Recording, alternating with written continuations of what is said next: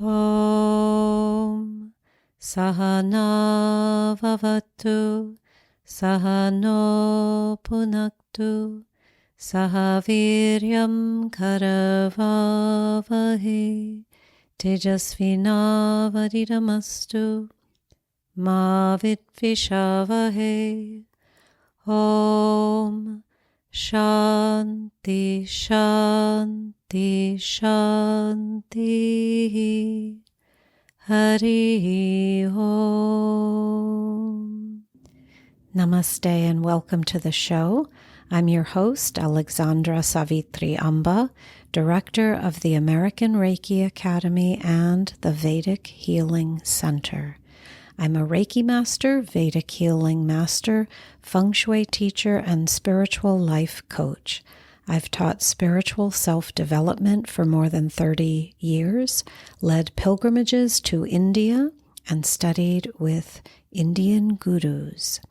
In this show, we cover topics related to metaphysics, Reiki, Vedic healing, feng shui, and spiritual growth.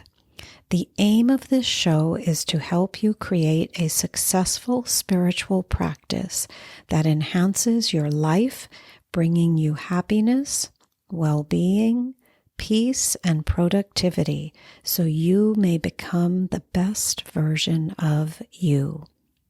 Welcome to today's episode, which is entitled Chanting 101 Mantra Basics. I'm doing this episode because a few people have asked me what they should do when they are first getting into the practice of chanting Sanskrit mantras. And I want to tell you that this practice will absolutely change your life for the better. And today I will touch upon some of the basics, which is why I'm calling this Chanting 101 Mantra Basics. Chanting is part of the Vedic healing curriculum that we teach, so it's one of the portions. And today let's look at what chanting is in the Vedic tradition and some of the basic guidelines. So when you are chanting, you are repeating a sacred sound. All religions really have some sort of chanting. In the Vedic tradition, the act of chanting is called japa. Japa means that which destroys the life and death cycles. So the idea is with the chanting, we will be purifying the being, returning us to our innate, beautiful, loving states. And in that space, we will have learned all of the lessons we have come to the earth to learn, and we will not have to keep coming back here over and over and over again. And that's why they say japa destroys the life and death cycles, that pattern of having to reincarnate. So all day long, through this life and many lifetimes, we have been and we are bombarded with experiences. Every experience registers in our being. In other words, it has an effect. It can be good, it can be bad, it can be neutral. And I like to think of our beings as computers. So we store every experience, every emotion, every thought form, and we have reactions to these experiences. Sometimes our reactions are harsh. Sometimes they are seemingly unwarranted, but they are always stemming from some kind of hurt. When we react in a way that is maybe how we would see it, less than who we really are. So we behave in a way that doesn't seem so high or so loving or so peaceful. We know inside that we could have done better. Thus, it's all a movement away from love when we have reactions that are not so peaceful or loving. Working with the spiritual path returns us to this deep awareness of who we are, and then it returns us to love, our innate state, our natural state of being. This can take time. However, the chanting of a mantra is one way to purify the being. In other words, we are an accumulation of so much of these experiences and the debris, the negativity from, as I said, lifetimes, or could be from this lifetime. With the spiritual practice, we start to wash away all of the dirt and the negative thought forms, the negative emotions, the negative actions. We wash away all of the things that are not really who we are when we are operating in our highest states. So the mantra helps purify us again. And purification means the dissolving of negativity, of anger, jealousy, upset, greed, for example. And these emotions, these conditions, don't have to even be expressed simply by having them. And we know when we're having them inside, they are still an expression. I mean, they don't have to be outwardly expressed for them to still be present in the energy field.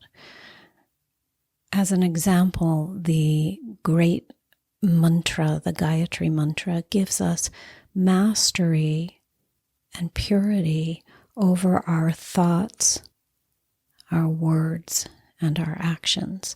So sometimes in class I say to the students, if we can even move through one day having mastery over our thoughts, our words, and our actions, then we have accomplished something extraordinary.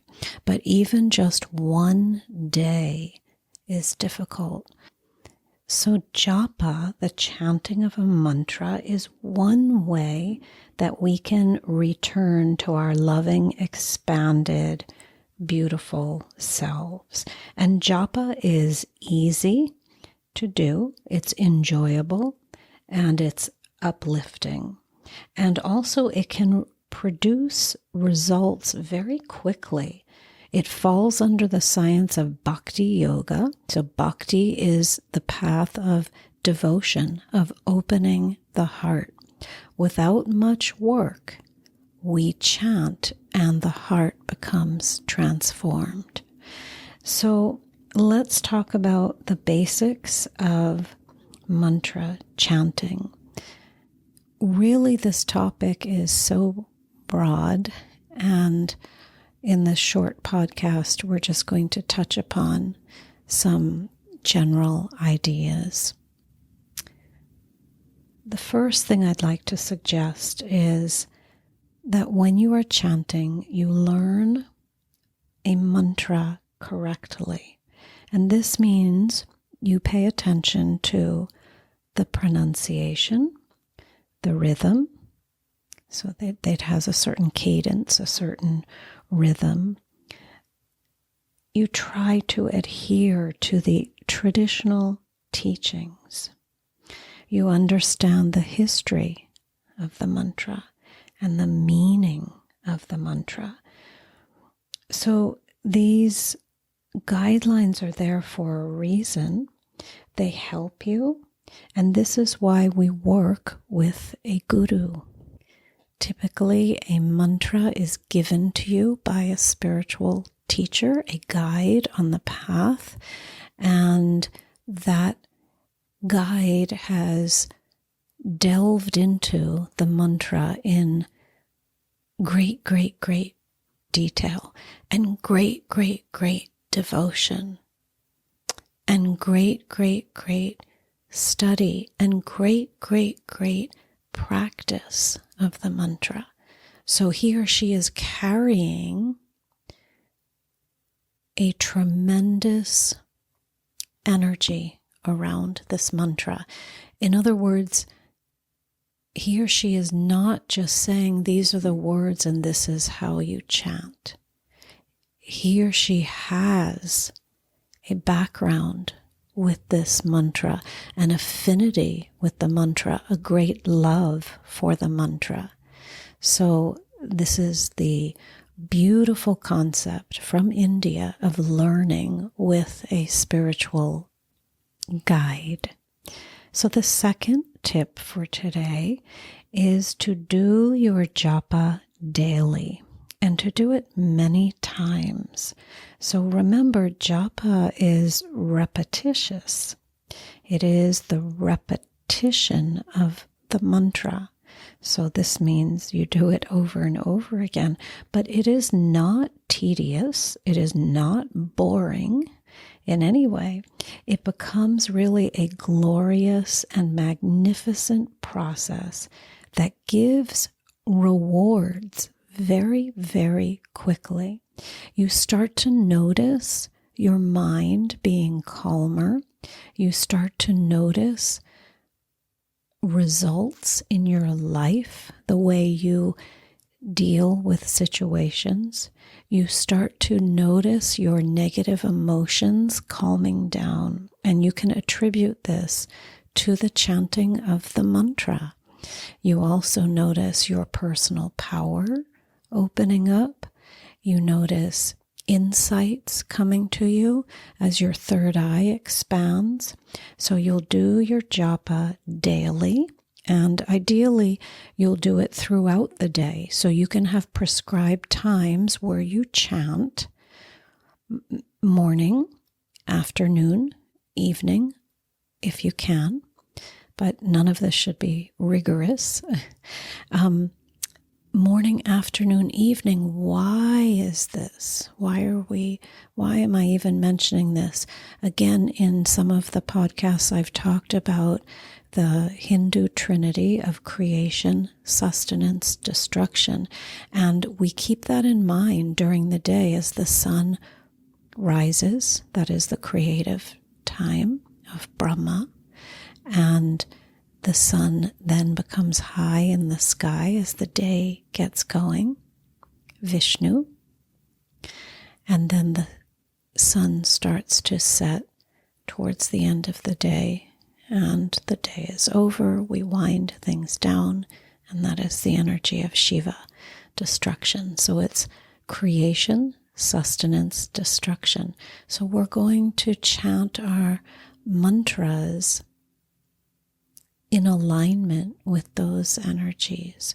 We're going to start the day chanting, pause in the middle of the day, perhaps over your meal at lunch, a few minutes before you eat your meal. Then, towards the end of the day, as the sun sets, you'll close out the day with some practice of chanting. So the third tip for today would be to work with one mantra at first. This I want to stress because we must receive the mantra from the teacher and then allow it to get grounded in our system through the repetition, through the introspection. We make it a part of us. We understand the mantra. We let it do its magic in our energy field. Remember, the mantra is not only about words, the sound vibrations. It's also about understanding the mantra at a deep level, and this takes time. You are understanding the history of it, the rhythm of it, the pronunciation, the feeling that you get when you're working with that mantra. So that takes time. Therefore, my suggestion is that you work with one mantra and really work with it well. Don't just take one mantra and then jump to the next one and then jump to another one and then keep jumping around. Use one and get to know it very well. And so this kind of brings me to the fourth tip, which is to create an affinity with the mantra. Make the mantra your friend. The mantra is like a lifeline. And I believe I've said this before. It's like a lifeline. So if anything negative happens to you, you can reach out to that mantra. I've heard spiritual teachers say it's like if you fall into a well, somebody tosses down a rope to you. That mantra is the rope that pulls you out of the well. You pull yourself out, actually, with the mantra. The mantra is the rope, and you are lifting yourself out of the negative condition of being trapped in a well. It's like a flashlight that you would use in the dark. It enables you to see your way. That's the power of the mantra. And that's really a metaphor for what it does for us, for each of us. It is a light on our path that helps us navigate this life and shows us where to go. It leads us. The fifth tip is to go deep into the silence after chanting. So part of the chanting is the act of uttering the words, the sound vibrations out loud. But there are actually other ways to chant where the process gets more deep and some of the sound vibrations are not even spoken aloud. But if you are chanting out loud, you're just chanting that way, then afterwards sit in silence. Let the energies transport you and affect you on a deep level. If you jump right up and leave your meditation space, then I would say you probably haven't chanted long enough, because when you chant, you naturally get into a very beautiful state where you are not going to be so inclined to jump up quickly. The mantra has calmed down your energy field. So there is no agitation anymore in those moments. Now, there may be agitation later as you move into your day, but the point of this whole spiritual practice is that we bring the calmness, the peace, the tranquility of the practice into our daily activities. And so the agitation should, over time, decrease. And you will notice yourself handling life more easily. You might even surprise yourself. You will be a witness to your own interesting, new, calmer behavior. And you will know without a doubt that it is a result of your personal practice, and specifically of the chanting of the mantras, which is a magical and very accessible process for anyone who wishes to work with sacred sound. So I hope this has been helpful today. If you are at all interested in the practice of mantra chanting, please feel free to visit the website, which is reikiacademy.org. And there you will find information about the Vedic healing curriculum, and Sanskrit mantras are an integral part of this program that we teach. So I hope this has been helpful. It's just to have provided you with a brief overview of some of the basics of mantra chanting, this incredible science that will transform you on very deep levels and make you just want more and more and more of this peace, this goodness. The chanting of mantras is like very, very, very delicious food for the soul. It can be compared to very nutritious food for the soul, something the soul has been missing. And in the chanting, we return to that space. So it's a little bit difficult to describe because it's something that just must be experienced. And it's something that each of us can do. It's accessible to anyone who wishes to work with sacred sound. So I invite you to be in touch and to begin your journey with mantra chanting. As always, if I can be of assistance, please feel free to reach out. Om Asatoma Satkamaya Tamasoma Jyotirkamaya Mrityorma Amritam Gamaya.